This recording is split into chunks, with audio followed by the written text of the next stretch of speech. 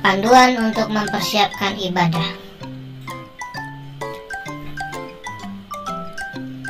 Berdoalah sebelum masuk beribadah.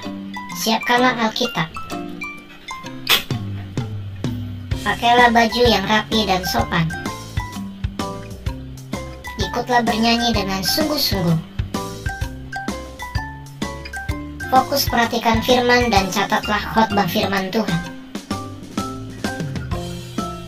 Ikutlah ibadah tepat waktu dan sampai selesai. Shalom teman-teman, kembali lagi kita beribadah online bersama.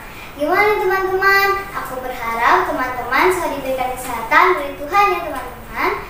Oh ya, walaupun kita beribadahnya online, kita harus selalu rutin untuk beribadah ya teman-teman. Sebelum kita memulai ibadah, mari kita berdoa.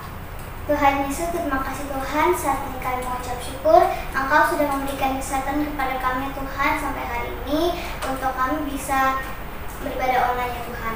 Tuhan berkati agar ibadah online kami ini dari awal pertengahan hingga akhir dapat berjalan dengan baik ya Tuhan. Terima kasih Tuhan Yesus, yang doa kami mengucap syukur, haleluya, amin.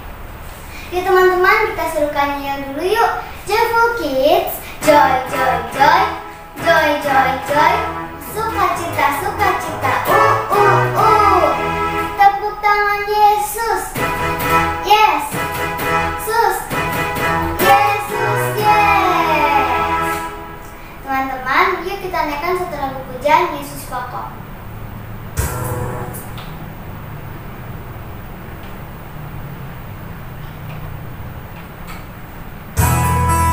Semuanya bangkit diri dan tepuk tangan ya teman-teman.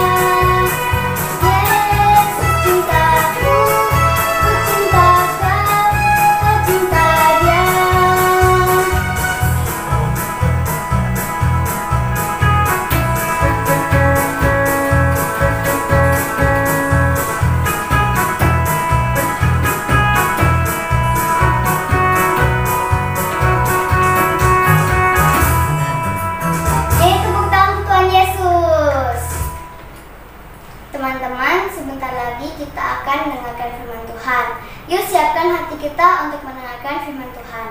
Mari kita naikkan satu lagu pujian, Hatiku Percaya.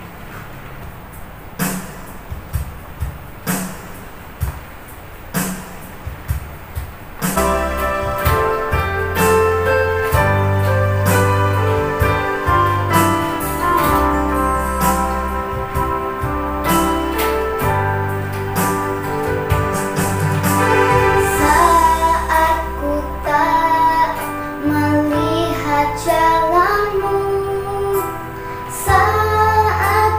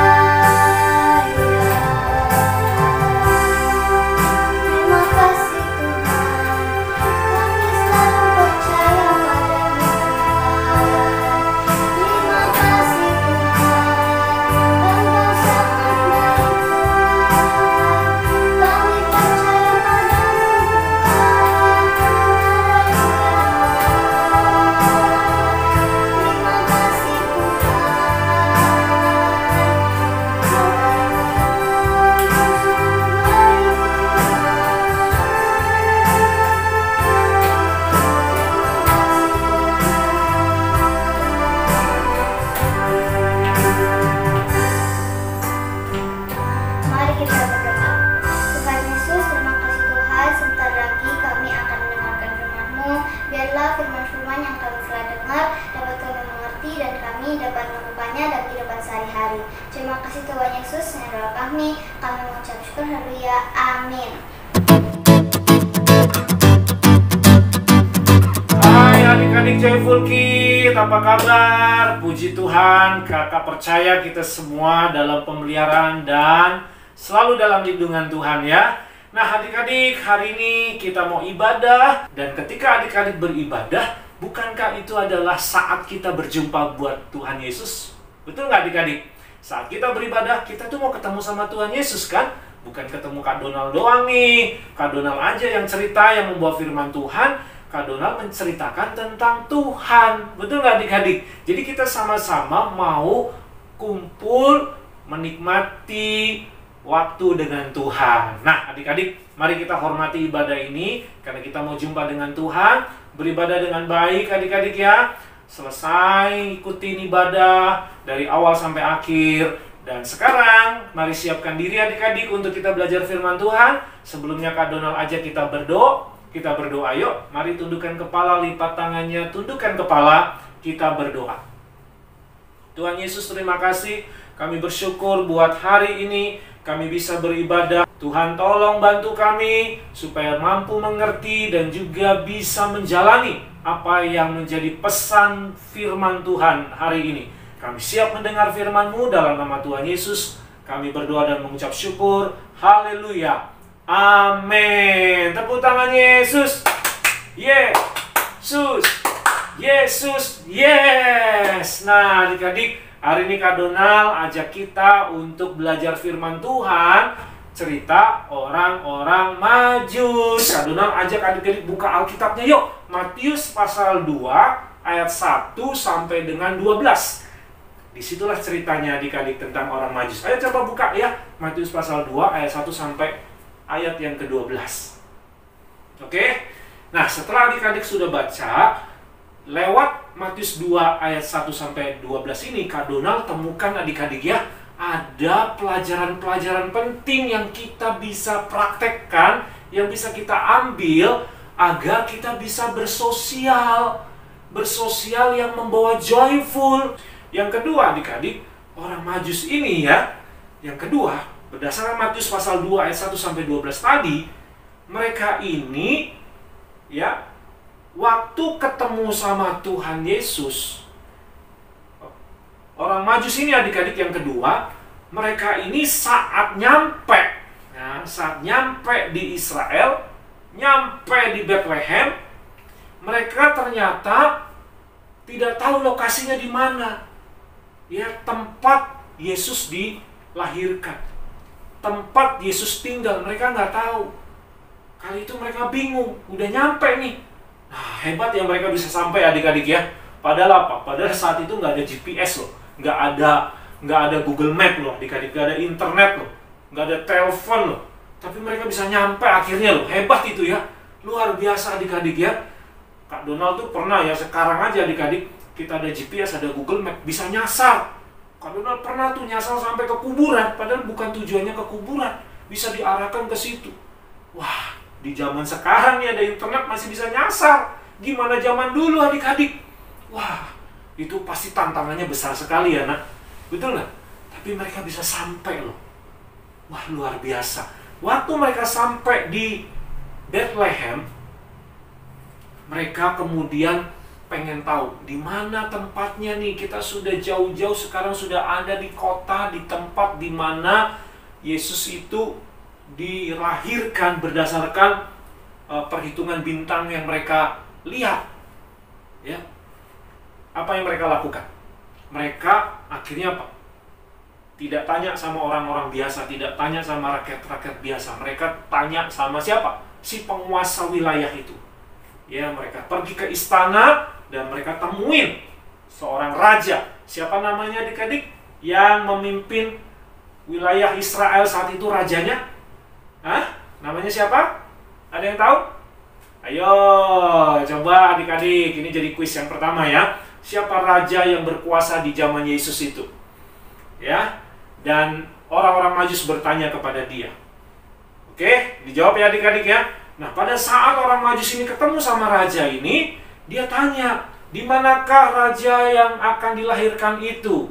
Lalu raja ini bingung. Lah, raja? Aku kan raja, aku udah gede, aku bukan lagi lahir, aku udah besar. Kok ada raja? Iya, berdasarkan ilmu yang saya pelajari, saya menemukan bahwa ada seorang raja akan dilahirkan di sini.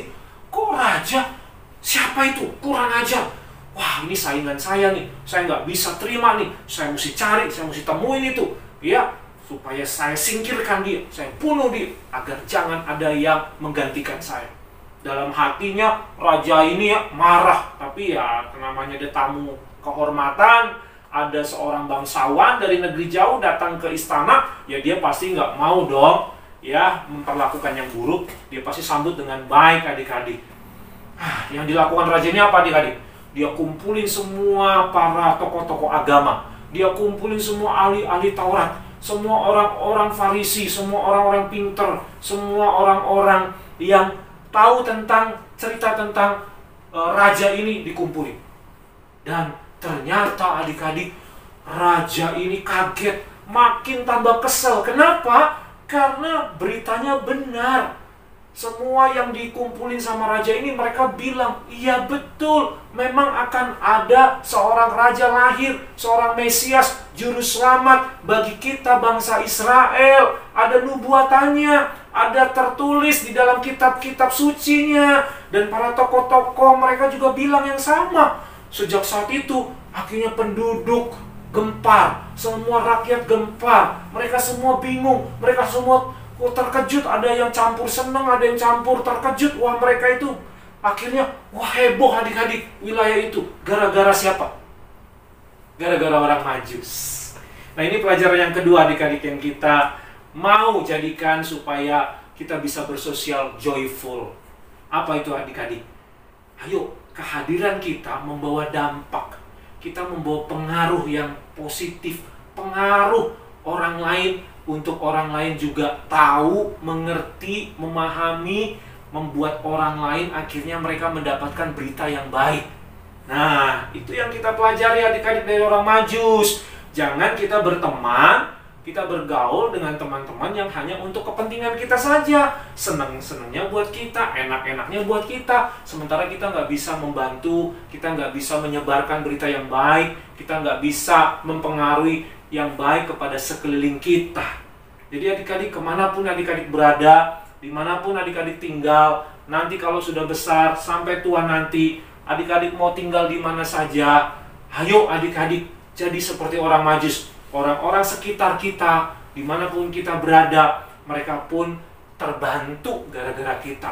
Kita bisa tolongin mereka, kita bisa kasih tahu berita-berita yang baik, kita bisa berikan mereka pengaruh yang baik untuk orang-orang dimanapun kita berada. Sama seperti orang Majus ini, gara-gara dia satu penduduk Yerusalem, satu penduduk ya, mereka semuanya kaget adik-adik.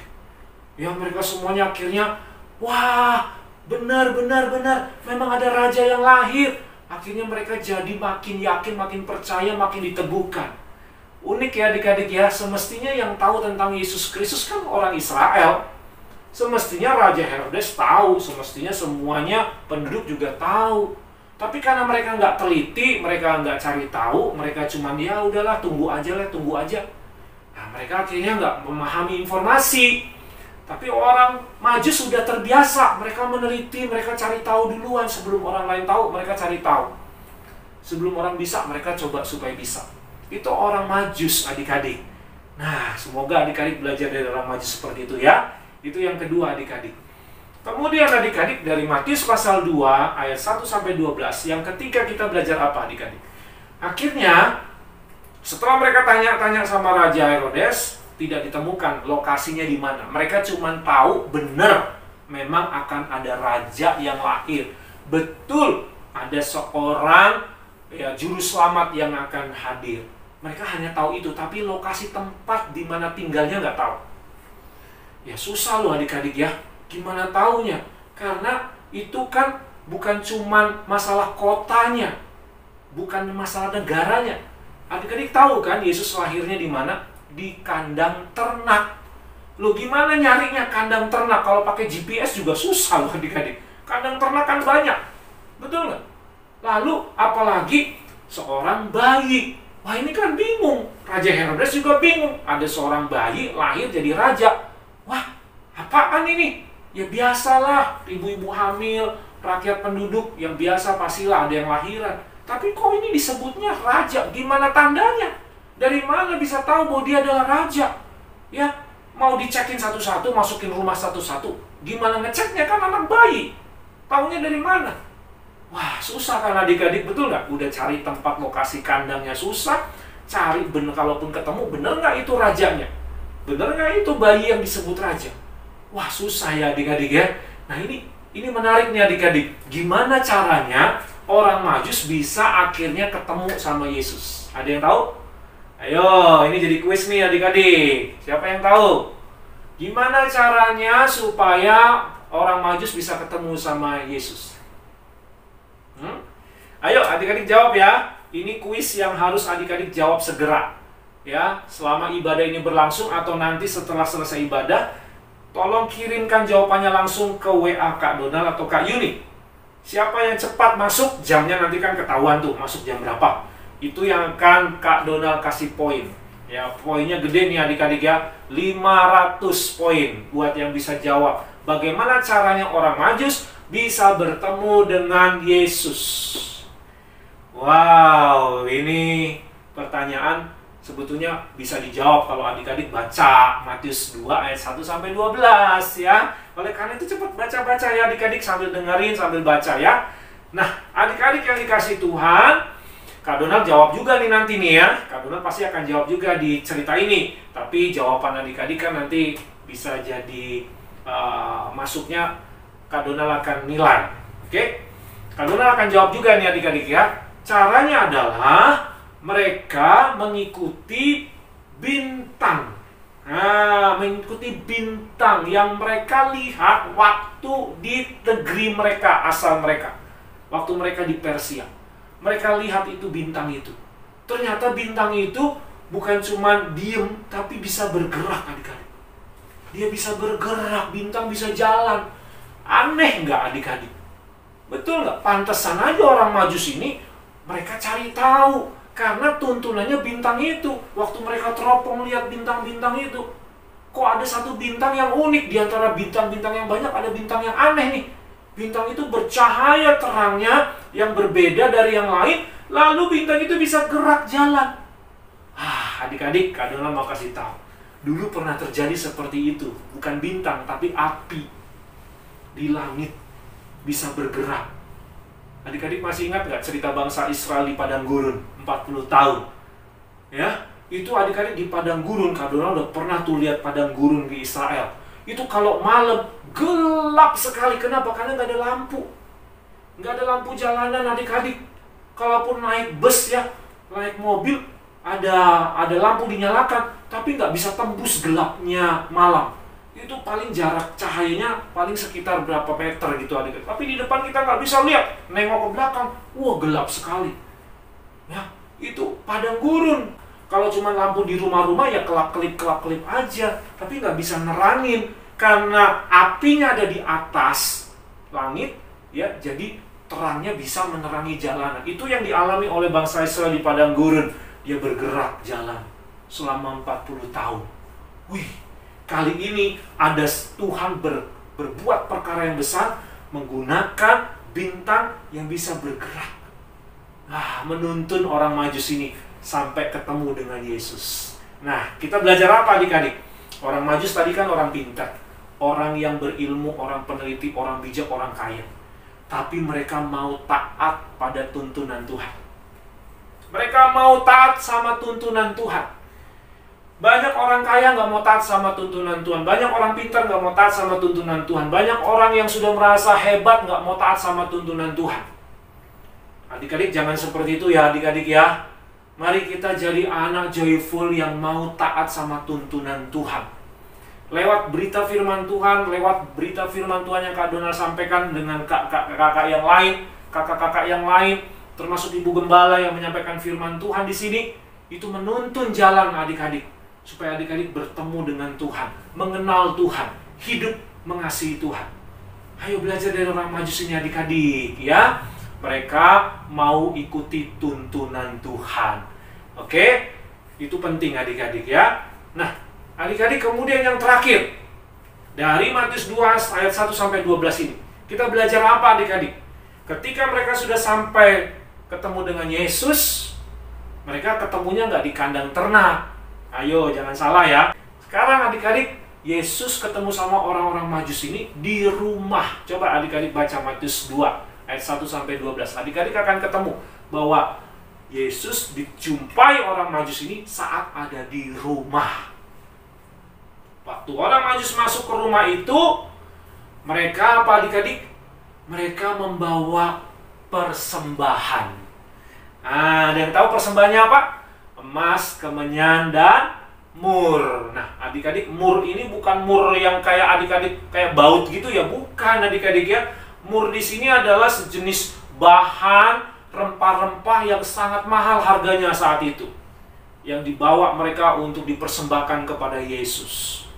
Ya, itu penting adik-adik ya, untuk adik-adik ketahui supaya jangan salah nih. Emas, kemenyan, dan mur itu adalah bahan rempah-rempah yang sangat mahal harganya, diberikan kepada Yesus. Nah, adik-adik kita belajar apa? Ayo adik-adik, persembahkan yang terbaik buat Tuhan. Mungkin kita nggak kasih emas, kemenyan, atau mur ya adik-adik ya, tapi apa yang kita punya, yang kita bisa, untuk kita muliakan Tuhan. Bukan hanya buat senang-senang kita saja, bukan hanya untuk kita pakai buat kepentingan kita saja, tapi kita gunakan untuk memuliakan nama Tuhan. Itulah yang dilakukan oleh orang Majus ini adik-adik. Mereka dapat itu dari mana? Dari kepintaran mereka, dari ilmu mereka, dari penelitian-penelitian mereka, dari ya bagaimana mereka bisa menasehati orang sehingga damai, mereka tidak ribut lagi. Dari situlah mereka dapatkan penghasilan-penghasilan, dan itulah yang mereka pakai untuk membeli emas, kemenyan, dan mur, digunakan untuk persembahan kepada Yesus Kristus. Sebagai tanda penghormatan dan pengakuan bahwa Yesus benar sebagai Raja. Yang mereka beriman kepada Tuhan Yesus Kristus, adik-adik. Orang kaya, orang pintar, orang seorang ilmuwan, mereka tunduk sujud di hadapan Yesus. Mereka memberi persembahan kepada Yesus. Ayo adik-adik, dalam bersosial, ya adik-adik, jangan cari orang yang merasa diri hebat. Carilah orang yang mereka menghormati Tuhan, menyembah Tuhan, memuji-muji Tuhan. Carilah orang yang seperti itu adik-adik, dan adik-adik jadilah orang seperti itu. Oke? Tetapi Kak Donald mau tanya nih, kalau emas, kemenyan, dan mur berarti jumlah orang Majus berapa? 3. Karena ada emas, kemenyan, dan mur. Nah, bukan adik-adik ya. Orang Majus walaupun memberikan emas, kemenyan, dan mur bukan berarti 3 itu persembahannya, tapi jumlah orangnya belum tentu 3. Pas mereka rombongan adik-adik, ini perjalanan jauh, beresikonya sangat besar. Mereka bisa saja dirampok di tengah jalan, betul nggak adik-adik? Jadi mereka harus ada lebih dari 3 orang ya, rombongan adik-adik. Dan mereka juga untuk saling apa? Untuk saling jaga, supaya kalau nanti ada musuh atau ada orang jahat, mereka mikir-mikir, ini kan jumlahnya nggak cuma 3 orang, ada rombongan. Jadi kalau mereka mau serang, mereka mau rampok, mereka pikir-pikir, karena jumlah mereka lebih banyak. Kalau sendirian, kalau cuma berdua, bertiga, wah diserbu 10 orang, 12 orang, diserbu 20 orang, pasti bisa kalah. Betul nggak adik-adik? Jadi jumlah mereka tidak mungkin hanya 3. Orangnya cukup banyak. Mereka orang yang bersosial, mereka orang yang kompak, mereka sehati sepikir. Untuk siapa? Untuk memuliakan nama Tuhan Yesus. Nah adik-adik, kalau orang ulang tahun, salah satu cirinya ada kado. Betul nggak adik-adik? Ingat adik-adik, kalau ulang tahun papi mami pasti kasih kado kan? Kasih hadiah kan? Betul nggak? Begitu juga kalau adik-adik ada teman-teman adik-adik ulang tahun, adik-adik juga kasih kado kan? Betul nggak? Sekarang Tuhan Yesus lahir, ulang tahun nih. Adik-adik kasih kado apa? Ayo adik-adik pikirin. Mari kita gunakan ilmu kita, kemampuan kita seperti orang Majus tadi, sebagai kado kita untuk kita persembahkan bagi kemuliaan nama Tuhan. Itulah cerita firman Tuhan hari ini untuk anak-anak Joyful. Mari adik-adik kita belajar dari orang Majus ya, agar kita menjadi anak joyful. Nah, sekarang adik-adik, mari kita tundukkan kepala, kita berdoa mengakhiri firman Tuhan hari ini. Tuhan Yesus, terima kasih untuk berita firman Tuhan yang sudah kami dengar. Kami belajar dari orang Majus. Tolong kami Tuhan supaya kami punya hati seperti orang Majus. Kami bisa tiru teladan-teladan yang baik dari orang Majus, supaya kami bisa menjadi anak yang membawa joyful. Seperti Yesus Kristus yang datang ke dunia ini. Engkau datang ke bumi ini membawa joyful bagi umat manusia. Engkau membawa damai, sukacita. Engkau membawa keselamatan. Engkau membawa berkat bagi dunia ini ya Tuhan Yesus. Kiranya kami mau belajar ya Tuhan Yesus. Kehadiran kami bersama dengan teman-teman kami bisa menjadi berkat, menjadi saksi Tuhan Yesus Kristus. Kami bisa memuliakan Tuhan Yesus. Terima kasih Bapa. Demikian juga kami berdoa buat keluarga kami dan bersama keluarga kami. Biarlah kami dan keluarga kami bisa seperti orang-orang Majus ini Tuhan. Dimanapun kami tinggal, dimanapun kami berada, kehadiran kami bisa menjadi berkat bagi masyarakat, bagi tetangga-tetangga, bagi teman-teman kami ya Tuhan. Terima kasih Tuhan Yesus, inilah doa dan ucapan syukur kami. Hai anak-anak Joyful Kids, sekarang terimalah berkat di dalam nama Allah Bapa, dalam nama Tuhan Yesus, dalam nama Allah Roh Kudus. Memberkati adik-adik sehingga badan tubuh sehat adik-adik. Memberkati adik-adik supaya adik-adik juga punya jiwa yang baik, pikiran yang baik, hati yang baik. Adik-adik juga punya keinginan yang baik seperti yang dilakukan orang-orang Majus ini. Adik-adik diberkatilah supaya adik-adik juga semakin dekat sama Tuhan, mau dengar-dengaran sama Tuhan, mau ikuti tuntunan Tuhan. Semakin hari adik-adik semakin mengenal Tuhan dengan benar.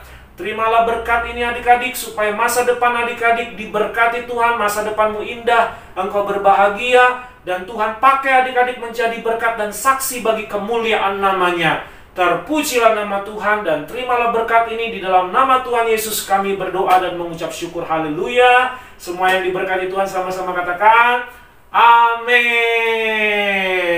Kadona kali ini bersama keluarga dan gereja GBI Taman Palang Lestari, kakak-kakak sekolah minggu mengucapkan selamat hari Natal untuk adik-adik semuanya dan selamat menyambut tahun baru 2022.